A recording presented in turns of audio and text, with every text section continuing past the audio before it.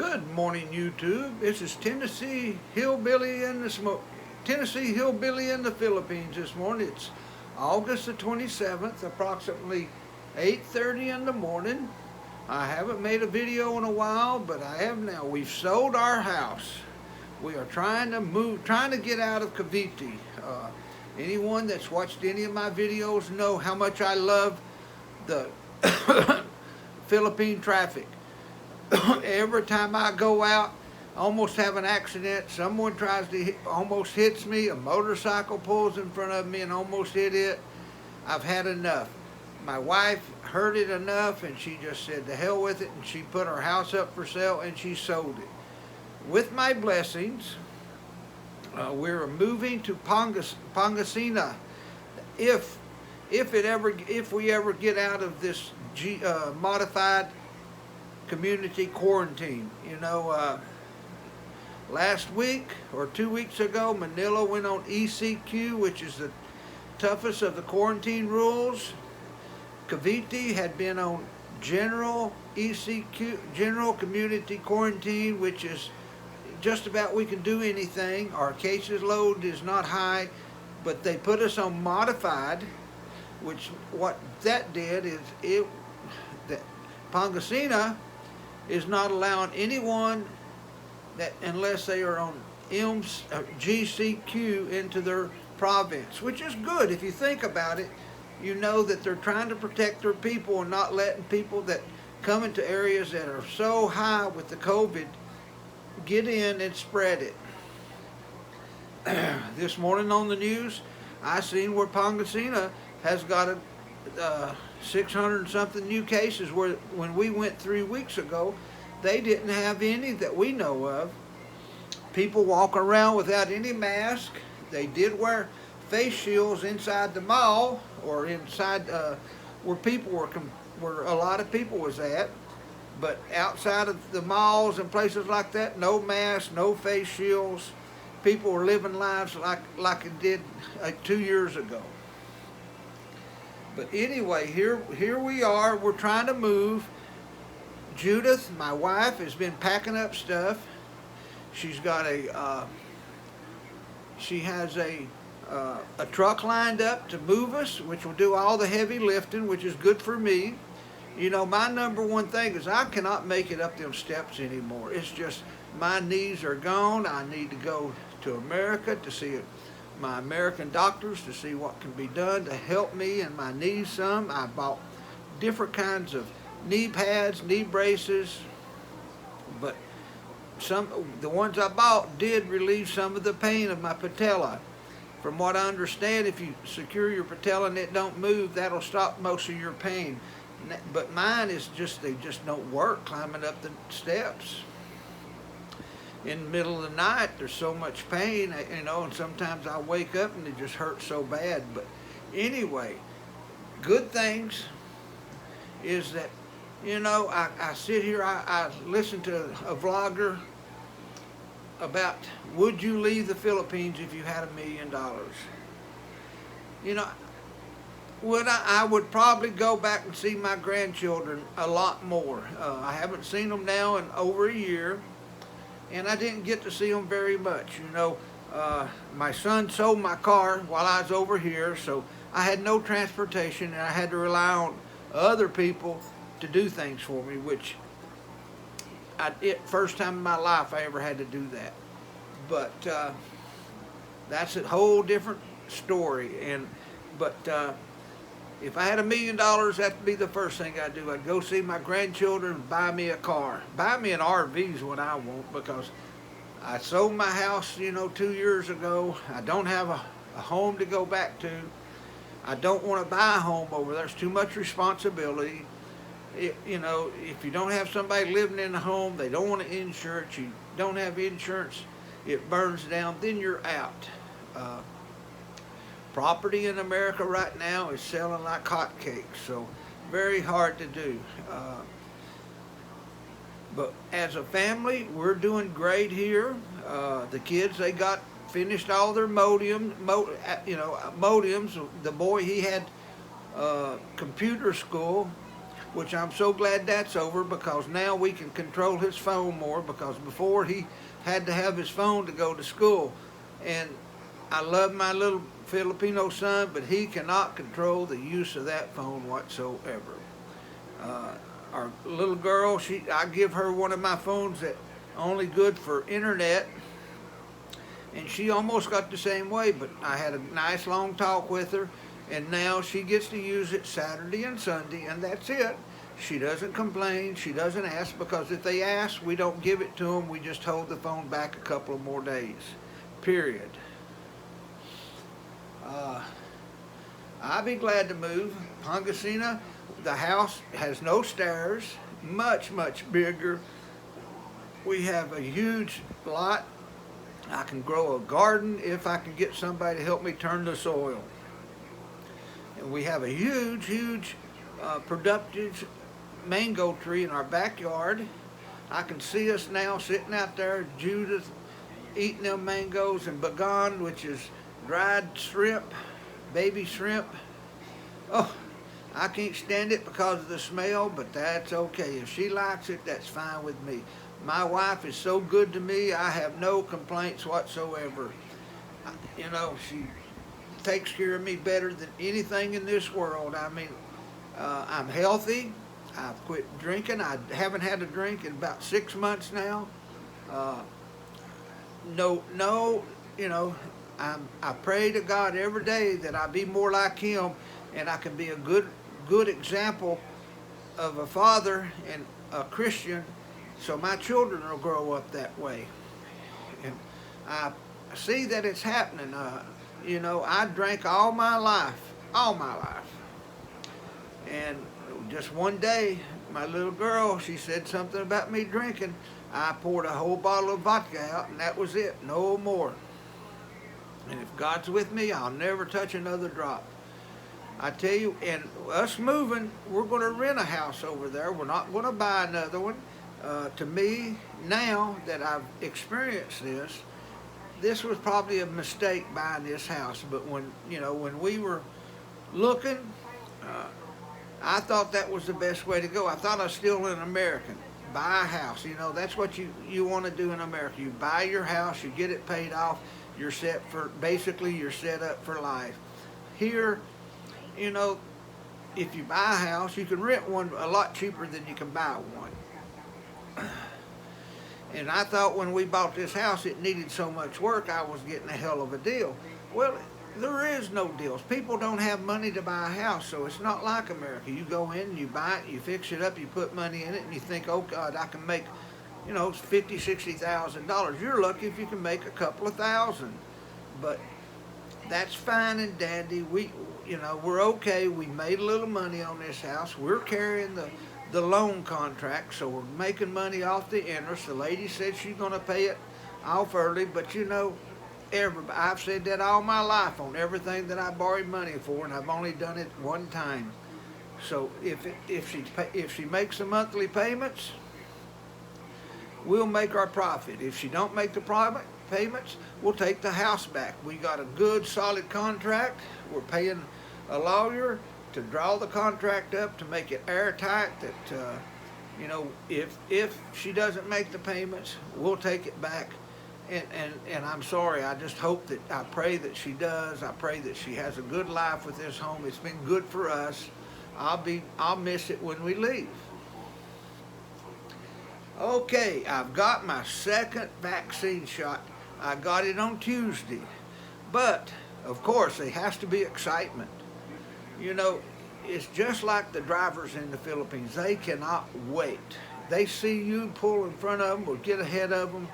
Man, they race just to get around you in some way or fashion. Just the other day, we went to the grocery store.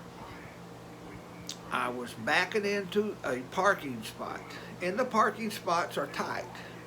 So here I am. I pulled up front, backed in the car.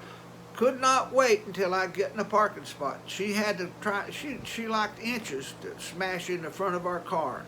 So what did I do? I just stuck my head out the window, looked at her, and I took my time. I took about 5 minutes backing into the parking spot just to slow her down. And this not just happened once. This happens almost every time. I mean, at Christmas time, I had two big old Filipino men ready to bust my head over a parking spot. And well, anyway, we were at the General Trias Convention Center getting my second shot. The first bad thing is I had to climb stairs to get in the seating. You know, I never ever should have done it. My knees was killing me when I got there. After I did that, I should have asked for the senior expediting line, because that's the reason I got the shot in the first place, was because I was 69 years old. I was a senior. But I didn't think of it. My wife didn't think of it. So we went and we got over there about 7 o'clock in the morning. And of course, they didn't start nothing until 10 Filipino time. So we finally got registered. We were down there sitting to get registered. And my wife come up and told me, she said, there's a senior citizen line, go get into it. And you know, I've done it almost every government office here in the Philippines but one. And they had signs up saying that the seniors or persons with disability was not in effect here. It's first come, first serve. But anyway, I seen, you know, a whole bunch of seniors go get in line. So I just went up, got in line, got my paper signed, and they put me on in there to get the shot. Some old woman or some woman got up and started screaming at me. I don't know what she was saying, but I could just imagine. So she just kept on and on and on and on and on. And finally, the man, I guess he was running the registration. He come in there where I was waiting to get the shot, grabbed the paper out of my hand like a little kindergarten teacher, took it back, made me go back in there and sit down. And I told him I'm a senior. He didn't flinch. He didn't say nothing. He just told me to sit there. So I sat there and I went on. And guess what? Who jumped line when we were getting shots? That woman. You know, I should have took my camera out and made a video of her screaming at me. I should have made a video of her jumping line. But you know, I've come to the point here in the Philippines, try to be non-confrontal. It's no reason. You lose. Being a foreigner in this land is great.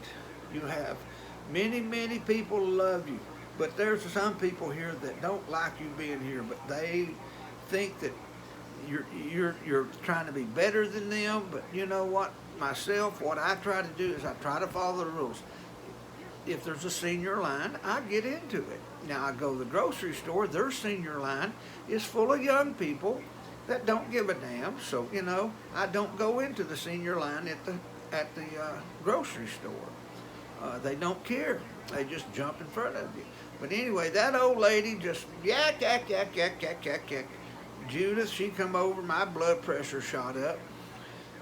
She said, don't worry about it, just calm down, because if you check in to get the shot and your blood pressure's high, they won't let you take the shot.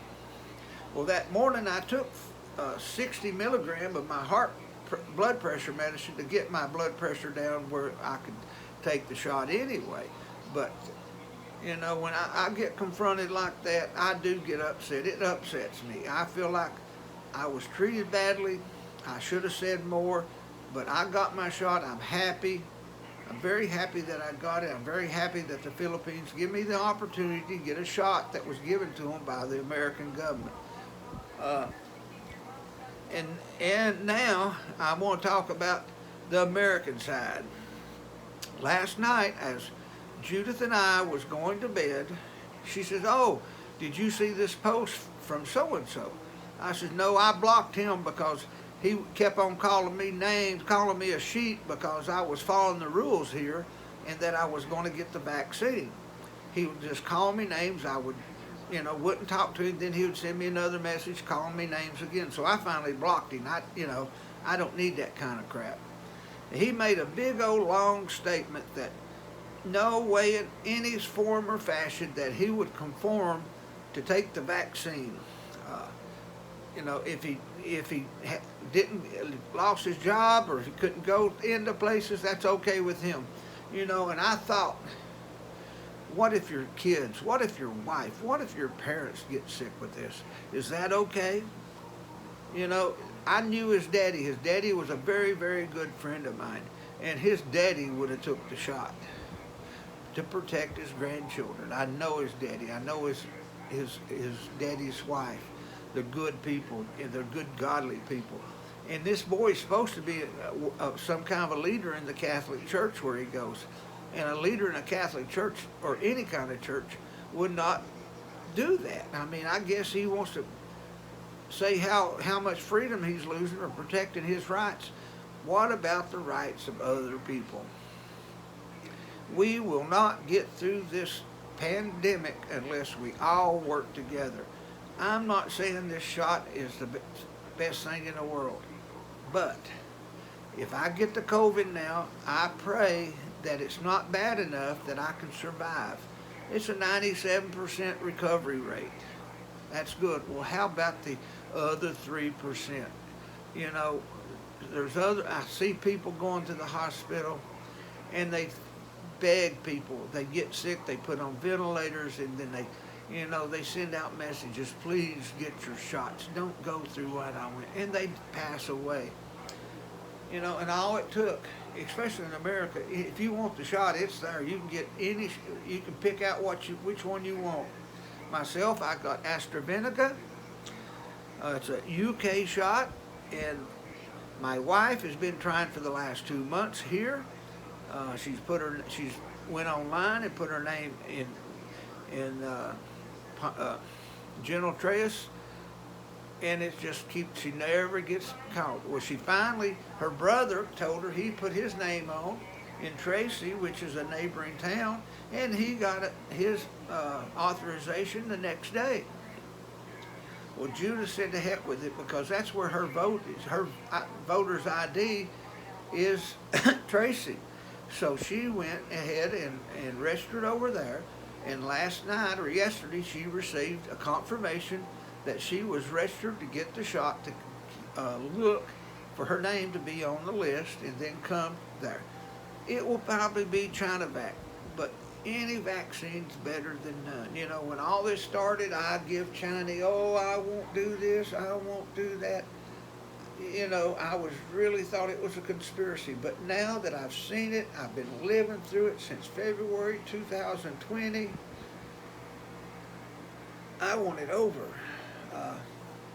For anyone to fly out of the Philippines and then to try to come back, it's going to cost you a small fortune. You've got to have tests before. You've got to have a negative test to get on the plane. You're going to have a vaccination card. You're going to have to do this and do that. They're going to pick out the quarantine center for you now. They see a foreigner, it's going to be the most expensive one, or they'll put you in a dump. One of the two. And more tests. I mean, you're going to have a test before you leave your country. You're going to have a test when you get here. You're going to have another test in 5 days. You have to have another test before you go home. It's test after test, and these tests are expensive, especially here. The cheapest we've seen one is 3,500 pesos, which is around $70. For my family, that's 5 of us, that's $350. Well, that's a lot of money over here. That's more money than most people make in a month. Then we were told, oh, you can get it free.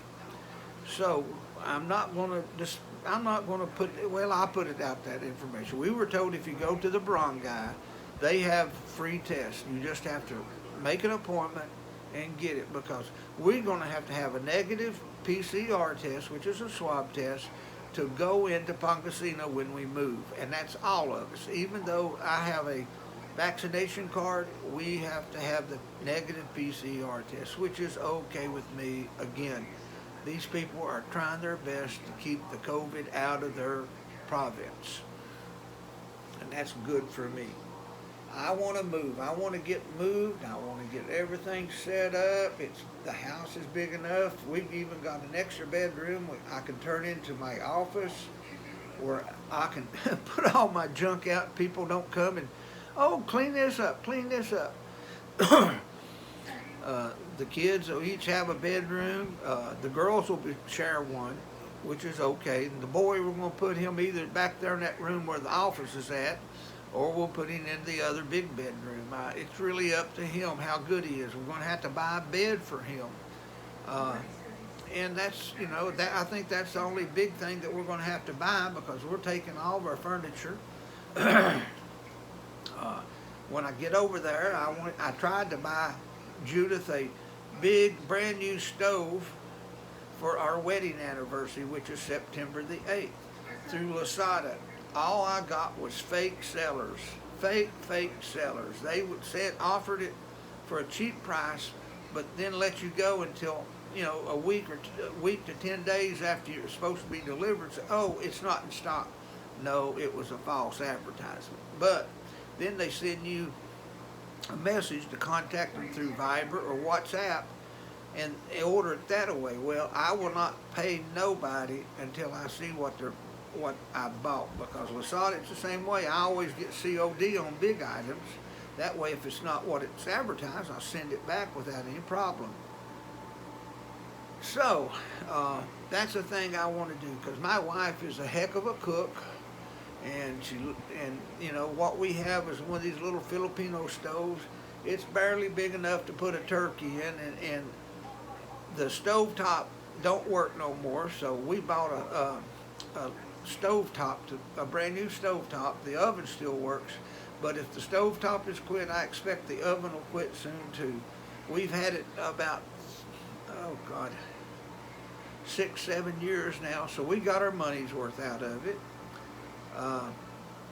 So, we're going to leave the kids' bunk bed here. That's the only thing that we're leaving here. We're taking everything else. We're going to leave the air conditioner that's in this room. Number one, it's old. And, we're going to leave the brand new split type aircon downstairs. I paid 38,000 pesos, over $1,000 for it, but it's a seller of the house. Most houses here are non-air conditioned. We pay for it in our electricity bill. But anyway, this video is going a little long, and that's okay. It's the longest video I've ever made. My wife, she had to go into Tracy Day to do some business at a government office. She went on Wednesday, and the office was closed, probably because of the modified ECQ quarantine rules. But they said they would open today for releasing of documents, and she's going to pick up a couple of documents that we need, and hopefully everything gets good, because the jitneys are supposed to be at 50%, but here in Cavite they pack them in there until they can't pack no more. Same way with the tricycles. That's the reason there's so much of this COVID going on here. The people that rely on the money, they just keep doing what they were doing 2 years ago until somebody stops them.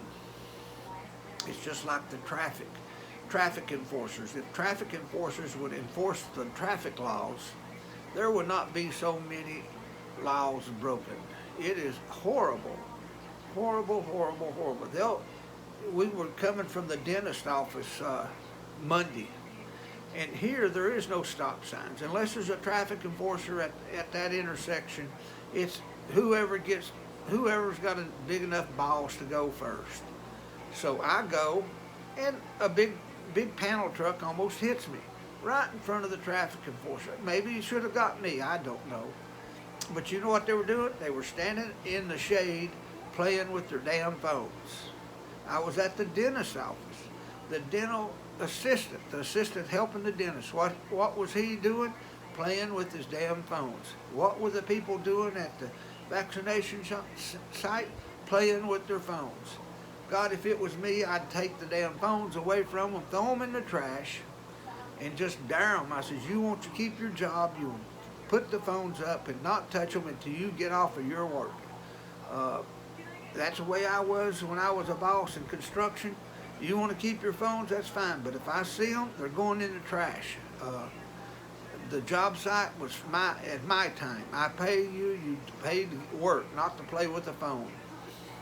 Well, anyway, guys, please help me on my channel. Like, subscribe, and share if you can. I'm just an old Tennessee boy. I like Tennessee football. I'm a full-blooded Baptist. If you got any questions, try to message me. It's my email is listed. It's in my description, in my profile. rdreed2004@gmail.com. Facebook is Richard Reed or RD Reed. As soon as I see your message, I will contact you back. But everything I talk about is my experiences. And maybe what I experience can make your experience coming over here a lot better. I've probably done so many things. I've made so many mistakes coming over here. With the women, I finally found Judith, and that's the best find I've ever had in my life. She's not the most perfect girl, but she's the most perfect girl for me. No way in hell I could ever find another one. God put her in my life for a reason, and we've helped each other out. She helps me. She never, ever, ever tried to change me. She let me live my life and see my own mistakes and then change my mistakes. She's so happy I quit drinking. I wasn't one of them kind of mean drunks. It's just I had to drink all day. When I bought a bottle, I couldn't stop until it was empty. And now I don't need it. I go to sleep. When I go to sleep, I sleep without a bottle. I wake up without a hangover. Lord of mercy, what can I tell you how much my life has changed? Unbelievable. All that money I wasted, I could have been a millionaire. But anyway, that's the end of this video. And like I say, please thumbs up, subscribe, and thank you for watching. Go Big Orange. First ball game is September the 3rd here in the Philippines at 8 o'clock in the morning. And I'll be watching it on my internet TV. I thank you so much for watching, and God bless America. Thank you.